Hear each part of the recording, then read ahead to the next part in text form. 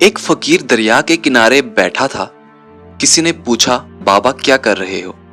فقیر نے کہا، انتظار کر رہا ہوں کہ مکمل دریا بہہ جائیں تو پھر پار کروں۔ اس آدمی نے کہا، کیسی بات کرتے ہو بابا، مکمل پانی بہنے کے انتظار میں تو تم کبھی دریا پار نہیں کر پاؤ گے۔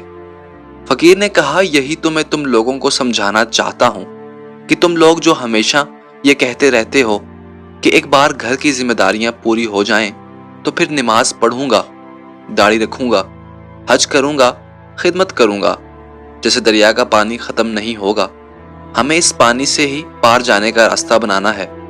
اسی طرح زندگی ختم ہو جائے گی اور زندگی کے کام اور ذمہ داریاں کبھی ختم نہیں ہوں گی۔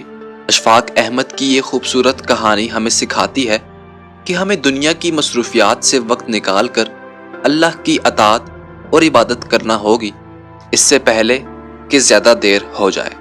اسی کے ساتھ آج کی ویڈیو کا اختتام کرتے ہیں۔ امید ہے آپ کو آج کی ویڈیو پسند آئی ہوگی۔